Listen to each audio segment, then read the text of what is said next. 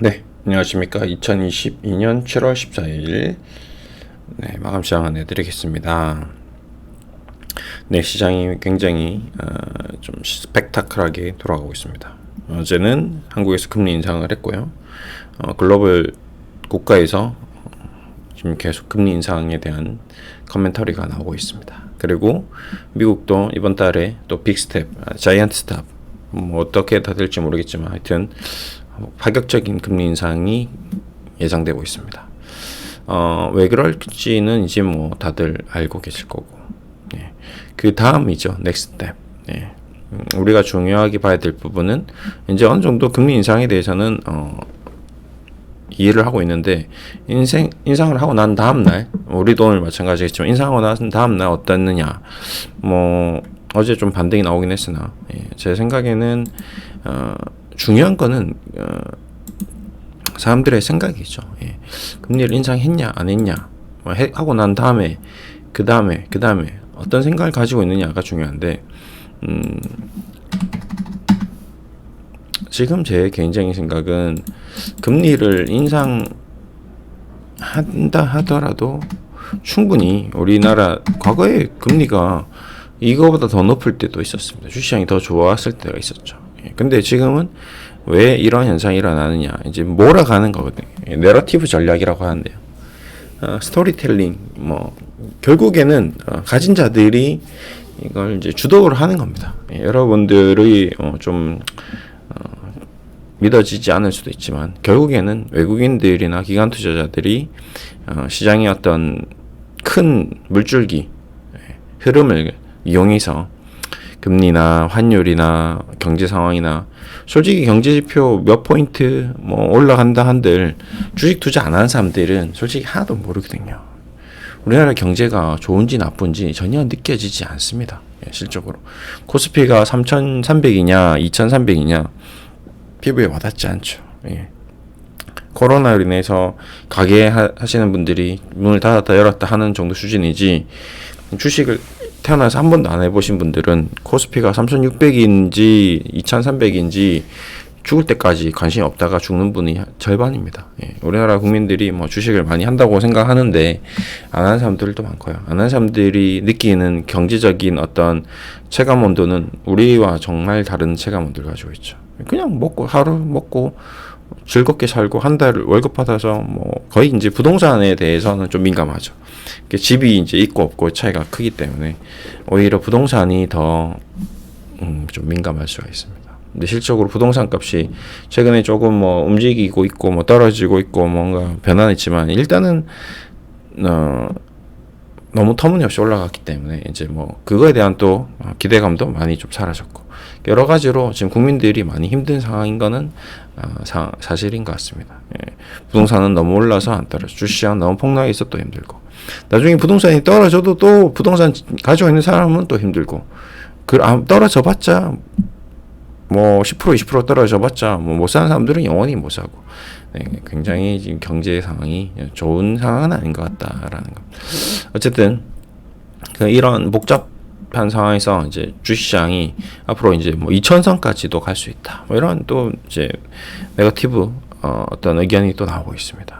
뭐 이제 금리가 계속 이렇게 올라가서 연말쯤 되면 뭐 3%가 넘어가 버리면 어떻게 될까, 이제 또 뭐 금리가 3%일 때도 코스피가 오히려 더 올라갔었던 시절도 있었기 때문에 단순히 금리가 무조건 올라간다고 주시장이 폭락하는 건 아닙니다. 어느 정도 타협점을 찾겠죠. 그 타협점을 찾아갈 겁니다. 그때까지는 좀 시간이 필요할 것 같고요. 그리고 중요한 건 이제 미국이 어느 정도 그 타협점을 찾아가는지에 대한 점검이 필요할 것 같습니다. 금리를 계속 올려가면서 그 타협점을 찾아가면서 미국 증시가 오히려 신고가를 내버린다거나 경제가 좀 살아난다거나, 이제 이렇게 되면 결국에는 인플레이션만 좀 잡으면 되는데, 제롬 파월 의장이 분명히 그랬습니다. 물가 상승 안 될 거라고, 작년에. 그렇죠? 작년 한 해 동안 물가 상승이 안 될 거라고 계속 얘기했습니다. 그래서 금리를 우리는 올리지 않을 거다. 근데 다 거짓말이었죠. 물가 엄청 올랐습니다. 그 말을 하면서도 자기가 자기 입으로 거짓말인 줄 알면서 계속 굉장히 단호한 어조로 우리는 금리 올릴 필요가 없다 했는데, 그때 그냥 조금씩 0.25%씩 올렸으면 이 지경까지는 안 다다랐겠죠. 예. 그렇죠? 예.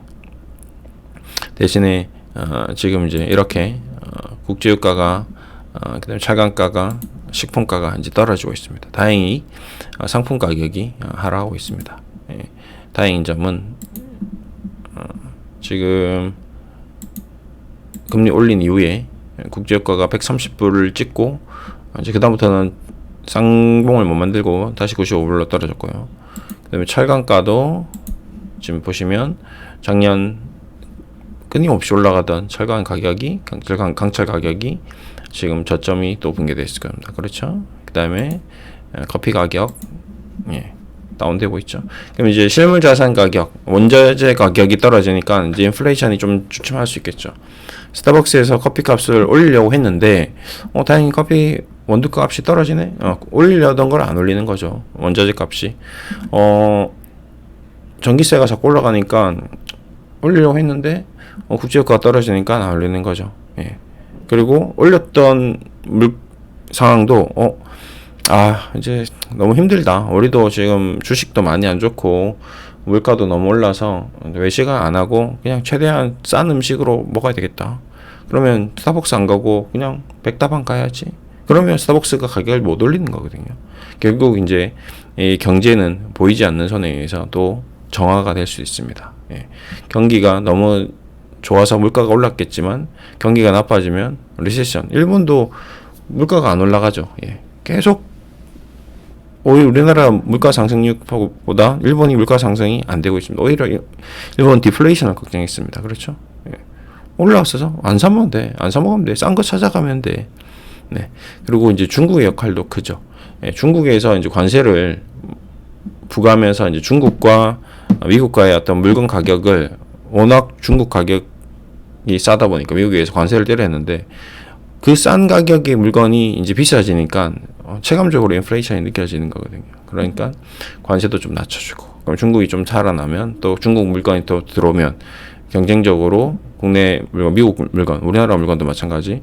중국이 싸고 좋은 물건이 있으니까 우리나라 원래 물건이 좀 가격이 떨어질 수 있고 그러면서 경제가 다시 또 진정이 될 수 있는 거죠. 그러면 주식시장이 또 너무 싸 보이는데 그럼 주식시장에 또 돈이 들어올 수 있고. 그러니까 주식시장이 지금 우리가 보고 있는 이 현재 상황, 이 모든 것들이 뭔가 정상적이지 않았던 시절, 너무 올랐던 시절도 있고 너무 빠졌던 시절, 그 과정을 계속 반복한다는 거를 영원히 잊지 마시고 주식시장은 항상 세컨 찬스, 언제든지 기회가 있으니까 돈을 잘 모아놓으시고 현금을 잘 가지고 있으시다가 지금이다, 이제는 진짜 또 기회가 왔다 라는 생각이 들었을 때 그때 또 투자를 하면 됩니다. 지금도 마찬가지입니다. 뭐 지금 주식을 가지고 있는 분도 그래도 월급 받잖아요. 또 돈을 모을 수 있잖아요. 그냥 자꾸 주식을 더 사지 마시고 현금을 계속 만들어 놓고 이제 사놓은 주식은 자꾸 물타기 하지 마시고 더 사서 막 계속 물타기 하지 마시고 그냥 현금을 들고 있는 것도 도움이 됩니다.